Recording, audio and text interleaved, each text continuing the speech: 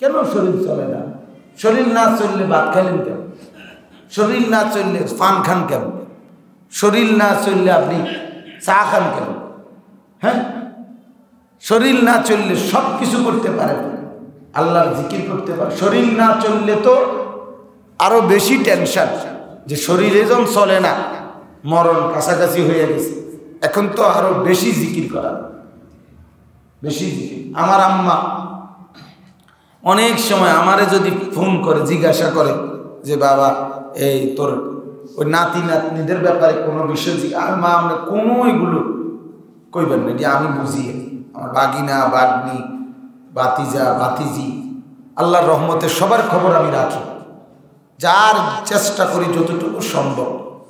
আপনি এগুলোর কোনো দরকারে নেই, আপনি শুধু 1000 দানার তসবিহ কিনেছি, এত 1000টা দানা আমার আম্মার তসবিহ ছড়া নেই, উচিত শুধু পড়েন, সারাক্ষণ শুধু তসবিহ পড়েন, টাইমলি বাতাইব, খানা খাইবেন, ওষুধ দিবে, বউয়েরা ইনসুলিন দিব, ওষুধ দিব, আপনি শুধু তসবিহ পড়েন, কোরআন শরীফ পড়েন, ওজিফা পড়েন, খালাস, আপনার কাজ এটাই। এই জন্য ইনশাআল্লাহ আমরা জান্নাতি মুমিন দ্বিতীয় সিফাত শুনব। তৃতীয় সিফাত আজকে যেটা আলোচনা করার ইচ্ছে, জান্নাতি মুমিনের তৃতীয় গুণ, ওয়াল্লাযীনা হুম লিয-যাকাতি ফাঈলুন। আল্লাহ তাআলা বলছে জান্নাতি মুমিন হলো সে যে যাকাত আদায়কারী। যাকাত কি কারী? আদায়কারী। যাকাত আদায়কারী যে সে হলো জান্নাতি মুমিন। তাহলে যাকাত আদায় করা জান্নাতে যাওয়ার জন্য একটি গুরুত্বপূর্ণ মাধ্যম। এখন যাকাত আদায় করা, এখানে এই বাক্যের মধ্যে দুইটা অর্থ। এই আয়াতের যাকাত আদায়কারীর মধ্যে দুইটা অর্থ, দুইটা তাফসীর। একটা হইল আমরা যেটা স্বাভাবিকভাবে শুনি, ইসলামের 5টি ফরজ বিধান, এর মধ্যে যাকাত অন্যতম একটি ফরজ। নামাজের পরেই কিসের আলোচনা? যাকাতের আলোচনা। যাকাত কি জিনিস? একজন মুসলমানের সম্পত্তির উপরে প্রতি বছর নির্দিষ্ট একটি পরিমাণ যদি তার কাছে সম্পদ থাকে 1 বছর, তাহলে বছর শেষে ওই নির্দিষ্ট পরিমাণ সম্পদ থেকে শরীয়ত কর্তৃক নির্ধারিত নির্দিষ্ট অংশ গরিব দুঃখীকে দেওয়া, এটাকে কি বলে? যাকাত বলে। তাহলে এখানে কয়েকটা জিনিস। 1 নাম্বার হলো যে একজন মুসলমান হইতে হবে। যাকাত অমুসলমানের উপরে আসে না, যাকাত আসে, যাকাত দিতে হয় কাকে? মুসলমানকে। 2 নাম্বার হলো নির্দিষ্ট পরিমাণ একটা সম্পদ হইতে হবে। আমাদের 10 টাকা আছে এই জন্য যাকাত দিতে হবে, এটা না। আমার কাছে 1000 টাকা আছে দেখেই যাকাত দিতে হবে, এরকম টাকার পরিমাণটা নির্দিষ্ট। 3 নাম্বার হলো 1 বছর অতিক্রান্ত হইতে হবে। 4 নাম্বার কতটুকু দিতে হবে? আপনার আমার মন মতো না, শরীয়ত কর্তৃক নির্ধারিত দিতে হবে। তাহলে একদম সহজ বিষয়। একজন মুসলমানের জন্য যাকাত অত্যন্ত গুরুত্বপূর্ণ একটি ফরজ বিধান। এটা আপনাদের আলহামদুলিল্লাহ আমার মসজিদে তো ব্যাপক আলোচনা হয়েছে। আমরা ইতিপূর্বে রমজানের আগে অনেক বছরই অনেক লম্বা চূড়া যাকাতের উপরে কি বলছি, কথা বলছি। এ ব্যাপারে সংখ্যাগরিষ্ঠ মুসলমানের গাফলতি, শতকরা 95% মুসলমানের গাফলতি, যাকাত আদায় করে না। অনেক মানুষ আছে এর চাইতে বেশি টাকা দান সদকা করে কিন্তু যাকাত দেয় না, আশ্চর্য। অথচ আপনি যদি 1 টাকাও দান সদকা না করেন, হাসরের ময়দানে আপনাকে আল্লাহর পক্ষ থেকে জিজ্ঞেস করা হবে না কেন করলেন, কারণ দান সদকা করলে আপনার সওয়াব, আপনার নেকি, কিন্তু জাকাত না দিলে আপনার শাস্তি। তাহলে জাকাত আর দান সদকা এক কথা না। বলে আমি তো দেই মানুষের 2 টাকা 5 টাকা করে, তো যে সময় পারি দেই না, ওইটা তো হলো দান সদকা, ওইটা নেকি, আপনার সওয়াব আসে। কিন্তু জাকাত না দিলে কি আসে? শাস্তি আসে, গুনাহ হয়। এজন্য জাকাতের গুরুত্ব খুব বেশি, খুব বেশি, খুব বেশি।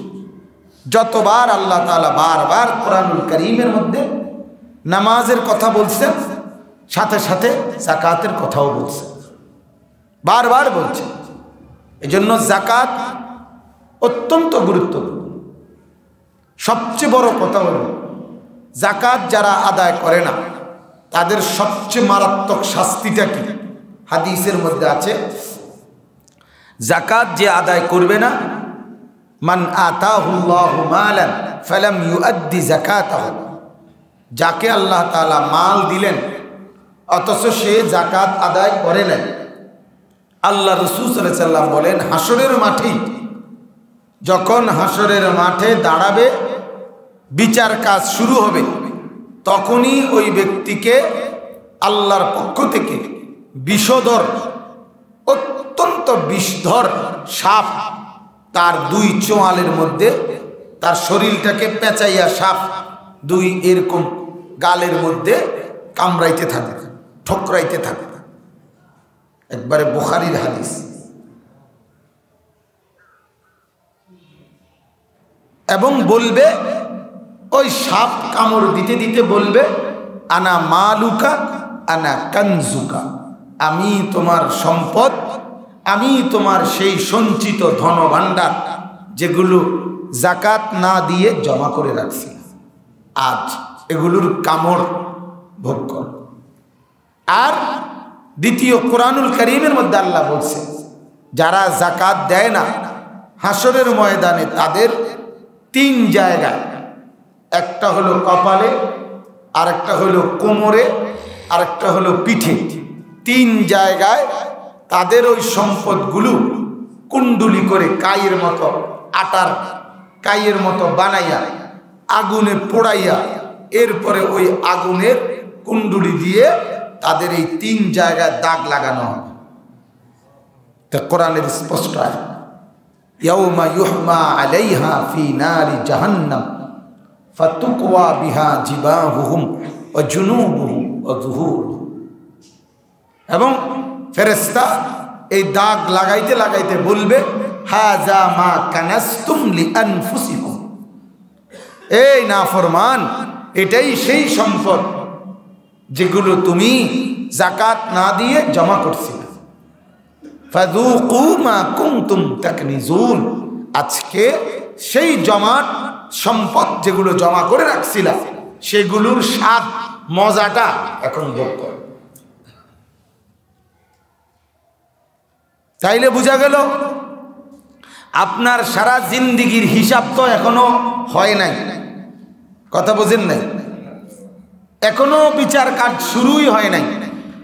আপনার নামাজ, রোজা, হজ, যাকাত, দান, সাদকা, হালাল হারাম পুরা জিন্দেগির হিসাব হইলে এরপরে আপনারে জাহান্নামে দিবে। আর জাহান্নামে দিবে এটার পরের খবর। এখনই জাকাত না দেওয়ার শাস্তি, এখনই ফিডা শুরু হইল। এই ফিডা খাওয়া অবস্থাতেই আপনারে হাসরের ময়দানে আপনার বাকি জিনিসটির হিসাবও দিতে হবে। বুঝছেন? আসামি এক মামলার সাজা ভোগ করা অবস্থাতেই আরো মামলার হিয়ারিং চলে। বুঝছেন? একটার সাজা কি করতেছে? অলরেডি ভোগ করতেছে। এরই সাথে নতুন নতুন মামলার রায়ও হয়, নতুন নতুন শাস্তি আরো যোগ হয়। প্রথম মামলায় 12 বছর জেল হয়েছে, এখন সবই মামলার রায় হইতে হইতে জেল হয়েছে এখন গিয়া 30 বছর। বুঝছেন? এই হলো হিসাব। এখনো রায় ঘোষণার আগেই শাস্তি শুরু। এটার উদাহরণ এরকম দুনিয়াতে দুনিয়াতে কারাগারের মধ্যে দুই ধরনের, জেলখানায় আসামি দুই ধরনের হয়। এক ধরনের হাজতি, যারে এখনো রায় হয় নাই, যার মামলা চলতেছে, তখন তাকে আপনার এই হাজতখানায় মানে জেলখানায় রাখে। এই সময় তার নিজস্ব গায়ে পোশাক, তার কাপড় চোপড় কিনতে দেওয়া হয়। কিন্তু জেলখানার যেই কষ্ট এটা সে ভোগ করে। আর যখন রায় হয়ে যায় তখন যে 12 বছরের জেল, 10 বছরের জেল, তখন সাথে সাথে তার স্বাভাবিক পোশাক খুলে, জেলখানার কয়েদিদের একটা কি আছে, পোশাক আছে, ওইটা পরায় দেয়। ওই তখন তাকে বলে কয়েদি। কিন্তু কয়েদি হোক আর হাজতি হোক, জেলখানার কষ্ট তো উভয়কেই কি করতে হয়, ভোগ। তাহলে জাহান্নামের শাস্তি তো আছেই, সেটা তো এখনো শুরু হয় নাই, জান নাই আপনি। কিন্তু যাকাত না দেওয়ার কারণে এই অপরাধের শাস্তিটাই হাসরের ময়দান থেকেই শুরু হয়ে যাবে। এজন্য পরের অপরকে মালের সাথে সম্পৃক্ত, সম্পদের সাথে সম্পৃক্ত ইসলামের বিধান বড় কঠোর, বড় কঠিন। কারণ সম্পদ আল্লাহ দিছে, সম্পদের প্রতি আমাদের নেশা বেশি। ইন্নাহু লিহুব্বিল খাইরি লাশাদীদ, আল্লাহ কোরআনে বলছে মানুষ সম্পদ অর্জনের নেশায় বড় মত্ত, বড় পাগল মাতোয়ারা। এজন্য সম্পদ দিতে বড় কষ্ট, জান দিয়া লায় কিন্তু জাগা ছাড়ে না, জান দিয়া ফেলে, জীবন দিয়া ফেলে, কিন্তু জাগা ছাড়তে চায়।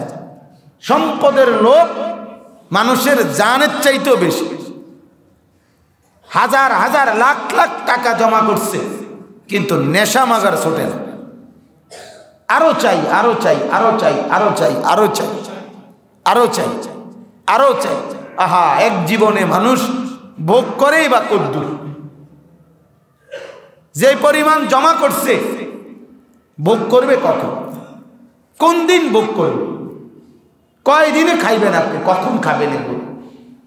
আরো মিল দরকার, আরো ফ্যাক্টরি দরকার, আরো গার্মেন্টস দরকার, আরো দোকান দরকার, আরো জমি দরকার, আরো বিল্ডিং দরকার, আরো আরো দরকার, আরো দরকার। এজন্য মালের ব্যাপারে ইসলামের বিধান বড় কঠিন।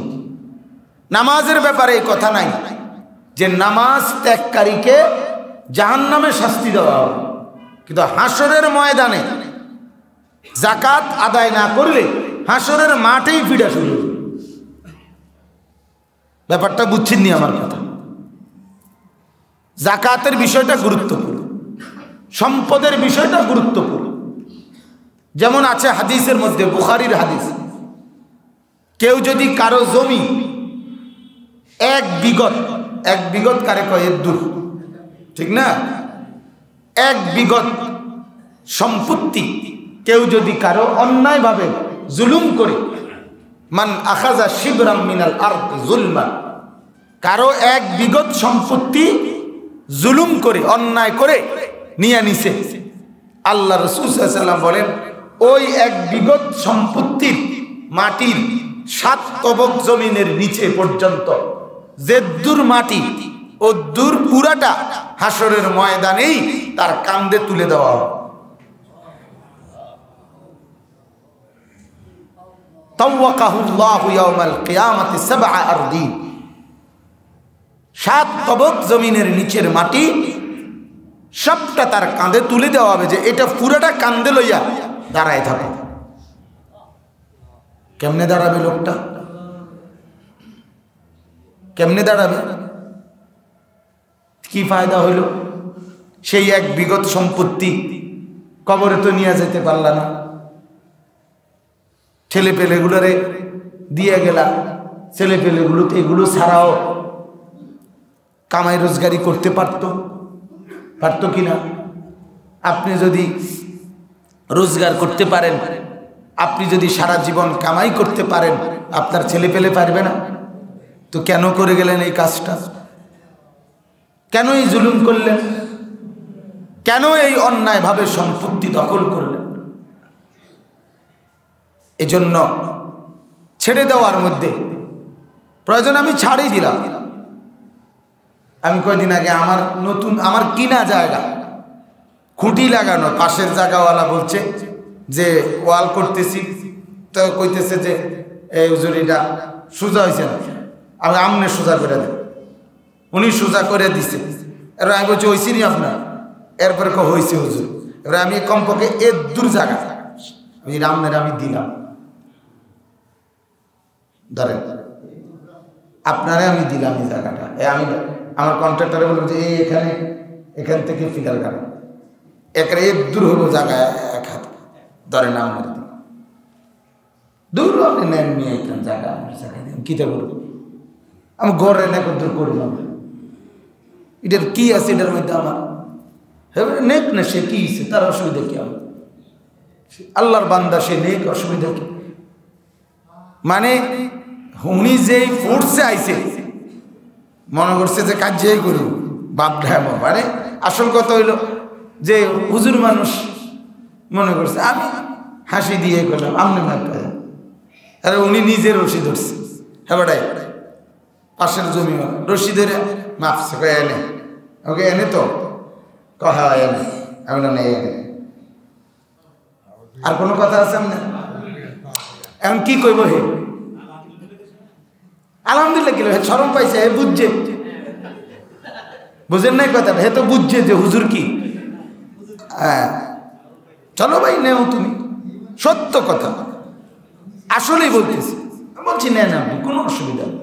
আমার এটা কোনো রকম যে ঘর করতেছি, ঘরের চতুর্দিকে একটা বাউন্ডারি ওয়াল দরকার পর্দা পুশিদার জন্য, এবং যেই ওয়াল আমি করতেছি দুই পাশের জমিওয়ালা, আপনারা আর জীবনেও ওয়াল করে লাগবে না, আপনারকেও ওয়াল হিসেবে সারবো এটা, কিন্তু আমি আমার ফুল খরচ দিয়া, কারণ আমার পর্দা দরকার।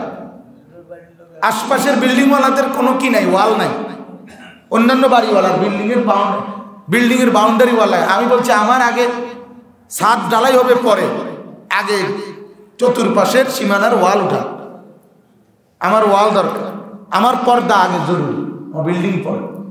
কথার কথা বললাম, বুঝাইতে চাইলাম যে অন্যকে ছাড় দেওয়া কোনো সমস্যা নেই, কোনো সমস্যা নেই। এজন্য আমি আপনাদের কাছে বললাম যে অত্যন্ত গুরুত্বপূর্ণ বিষয় যে জাকাত। জাকাতের ব্যাপারে আমি অনেকবার আমাদের এই মসজিদে গুরুত্ব দিয়ে আলোচনা করছি, বহুবার বলছি, আজকে আবারও বললাম। এখানে শুনলেন জান্নাতি মুমিনের তৃতীয় গুণ যে জান্নাতি মুমিন যাকাত আদায় করে। কি আদায় করে বলেন? তাহলে জান্নাতে যাবেন অথচ প্রতি বছর যাকাত দিবেন না, কেমনে যাবেন? কেমনে যাবেন বলেন? হ্যাঁ, আহা বাবা, মৃত্যু তো প্রতিদিন হচ্ছেই হচ্ছে, যেহেতু হচ্ছেই অতএব দুনিয়া চালান না, অসুবিধা কি, কিন্তু আখেরাতটাকে সাথে নিয়ে চালান। কেন এত পাগল আমরা? আমি বুঝে আসি। সম্পদ অর্জন করেন, কোনো মানা নাই, বাড়ি করেন, দালান করেন, বিল্ডিং করেন, কোনো মানা নাই, কোনো সমস্যা নাই। ইসলামে বিল্ডিং করা নিষেধ না? নিষেধ। কথা বলেন, ইসলামে জমি কিনা নিষেধ, ইসলামে ব্যবসা করা নিষেধ। তো তাহলে ইসলামে নিষেধটা, ইসলামে নিষেধ হলো অবৈধ উপার্জন, ধোঁকা দিবেন না, অবৈধ উপার্জন করবেন। আর নিষেধ হলো যে দুনিয়া সাজাইতে গিয়া আখিরাত ভুলে যাওয়া, এটা নিষেধ। এটা কি ধরনের গাড়ি চালান যে নামাজ পড়ার টাইম পান না? আমার ড্রাইভার যদি 5 ওয়াক্ত নামাজ জামাতে পড়ে, আমার চাইতে বেশি নামাজ, আমার চাইতেও বেশি 100 গুণ বেশি বিশ্বাস করে সে নামাজ, তো কি সে তার বেতনে অসুবিধা না বাতে সমস্যা? তো গাড়ি চালাইতে গেলে নামাজ ছুটবে কেন? কেন ছুটবে? আমার পরিচিত এরকম অনেক অটো ড্রাইভার আছে, সিএনজি ড্রাইভার আছে, যারা আমাদেরকে মহব্বত করে, পাক্কা নামাজ, 1 ওয়াক্ত নামাজের জামাত ছুটে, তো সে চলতেছে না। কি ধরনের মানুষ? রাজনীতিবিদ, নামাজ পড়ে না, ডাক্তার, কাপড়ের দোকান, স্টেশনারি দোকান, মুদি দোকান, নামাজ পড়ে না। নাফরমান, বাথরুমের সময় বাথরুমে যাও না, নাস্তা খাওয়ার টাইমে নাস্তা খাইতে যাও না, দুপুরের খানা খাইবার সময় খানা খাইতে যাও না, তো নামাজ পড়তে আসতে অসুবিধা কি? মানে মূল কথা হলো দুনিয়া সাজাইতেছে, দুনিয়া সাজায়, হ্যাঁ দুনিয়া ঠিক করে, বউ পালে, বউ পালে আর জিফুত পালে, আর বাড়ি করে আর বিল্ডিং করে, পুরান টাইলস বদলাইয়া নতুন টাইলস লাগায়, পুরান দরজা বদলাইয়া নতুন দরজা লাগায়, পুরান গ্রিল বদলাইয়া নতুন গ্রিল। এই কাম করতে করতে জীবন শেষ। এই গ্রিল বদলাইতে বদলাইতে কি জীবন শেষ, দুয়ার বদলাইতে বদলাইতে কি জিন্দিগি শেষ। এই জিন্দিগি, হ্যাঁ মিয়া, এটা ভাবা উচিত যে আমি এত বেকুব হইলাম কেন?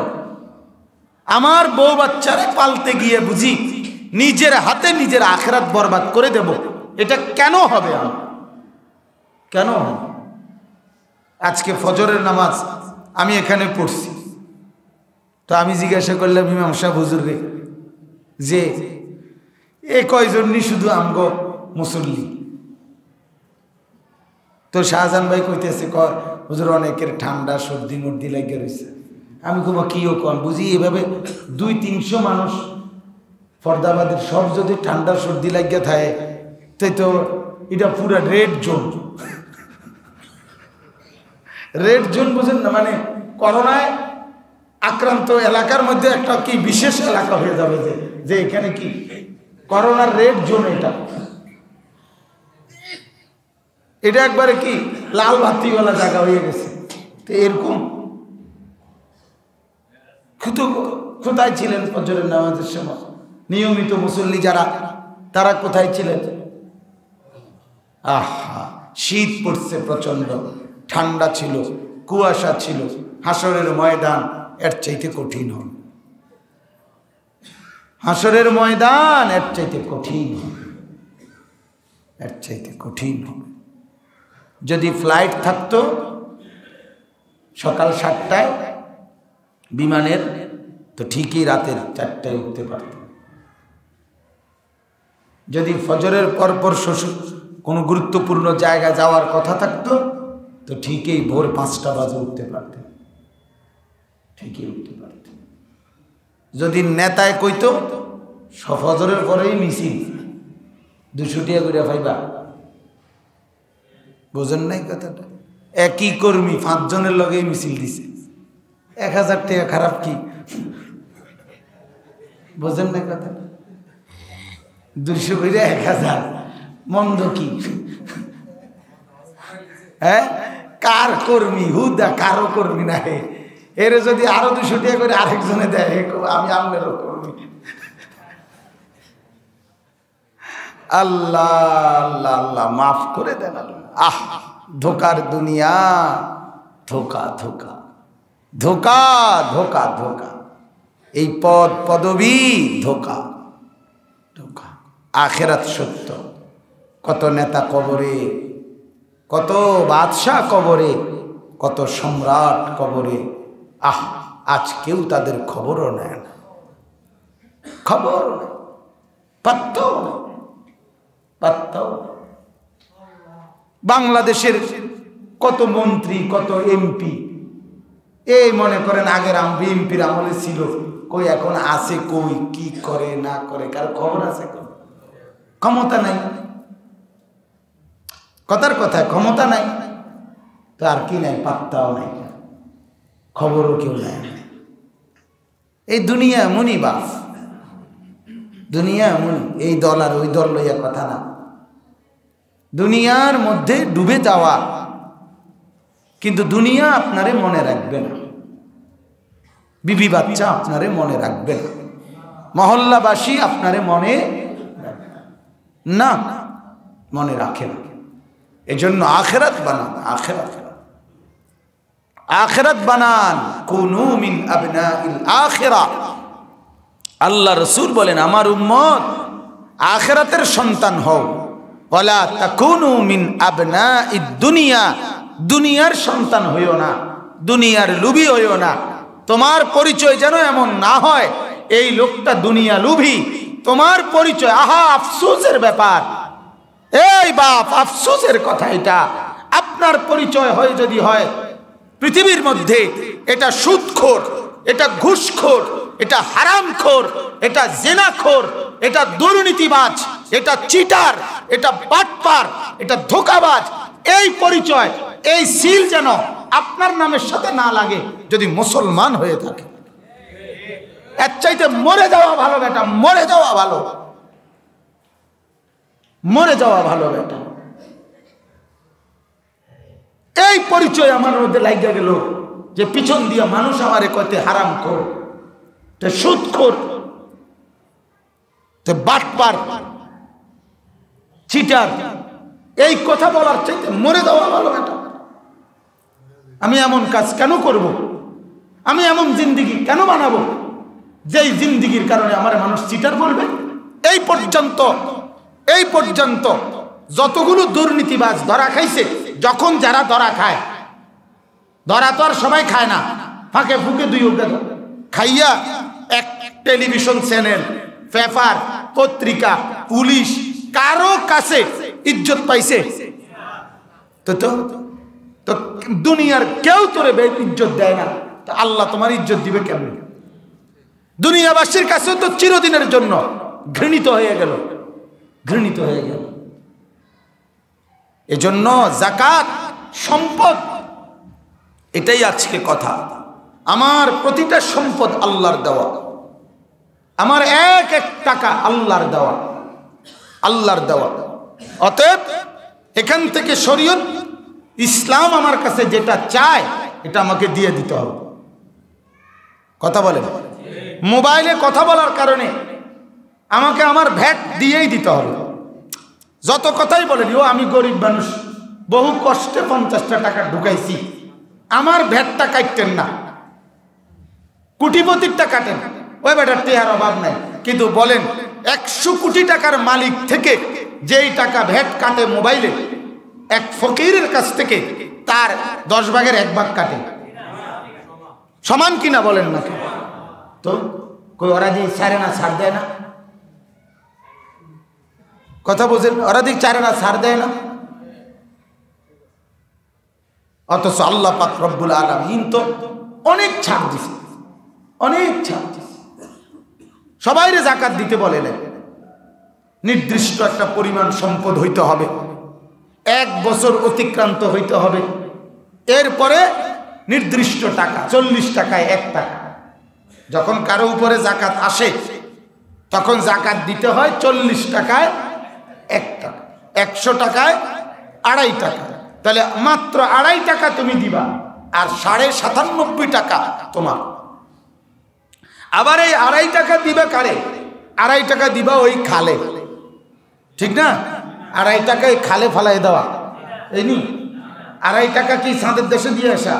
2.5 টাকা দিবা তোমার সমাজেরই গরিব দুঃখী, বিনিময়েও তোমার লাভ, এই মানুষটা তোমারে মহব্বত করবে। কথা বলেন না কেন? এই লোকটা আবার আমারে কি করবে?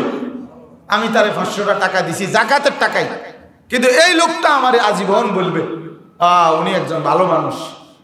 তো তাহলে লাভই তো হইল আমার লস কোথায়? আমারই টাকা, আল্লাহর হুকুমটাও মানলাম, আবার মানুষের ভালোবাসাও পেলাম, মানুষের দোয়া পাই। যারে আপনি 500 টাকা দিবেন সে আপনার জন্য দোয়া করবে না? কথা বলেন না কেন? এত বিপদগ্রস্ত মানুষের দোয়া আল্লাহ তাআলা সাথে সাথে কবুল করে, মজলুমের দোয়া আল্লাহ সাথে সাথে কবুল করে, দুর্বল অসহায়ের দোয়া আল্লাহ সাথে সাথে কি করে? কবুল করে। তো তাইলে এই মানুষগুলোর দোয়া আল্লাহ কবুল করবে না?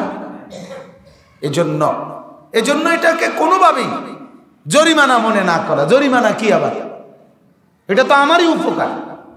এজন্য ইনশাআল্লাহ আমি আরো বলবো, আরো বিস্তারিত কথা হবে ইনশাআল্লাহ। আজ এতটুকুই বললাম আপনাদের কাছে। সম্পদ বড় নাজুক জিনিস, এটার কারণে মানুষের জীবনে হাজারো হাজারো মন্দ টাইটেল উপাধি তার নামের সাথে যুক্ত হয়। দুর্নীতিবাজ, প্রতারক, চিটার, হ্যাঁ, ধোঁকাবাজ, সুদখোর, ঘুষখোর, হারামখোর, অবৈধ উপার্জনকারী, লুণ্ঠনকারী, জবরদখলকারী, ভূমিদস্যু, এরকম বিভিন্ন শব্দ যুক্ত হয় না? তাইলে চাঁদাবাজ, ছিনতাইকারী, চোর, ডাকাত, এই সবগুলো সম্পদের সাথে সম্পৃক্ত। কিসের সাথে বলেন না? সম্পদের সাথে সম্পৃক্ত। তো আমি এমন জীবন কেন বানাবো যেই জীবনে আমার নামের সাথে এরকম একটা মন্দ উপাধি যোগ হবে? আল্লাহ তাআলা আমাদেরকে মাফ করে দেন, আল্লাহ আমাদেরকে মাফ করে দেন, আল্লাহ আমাদের সকলকে কবুল করে নেন ইনশাআল্লাহ। আপনারা সবাই এই ফিকির করবেন, আপনারা সবাই সম্পদের যাকাত দিবেন, বলেন ইনশাআল্লাহ। আল্লাহ তাআলা আমাদেরকে তৌফিক দান করেন, আমিন। যারা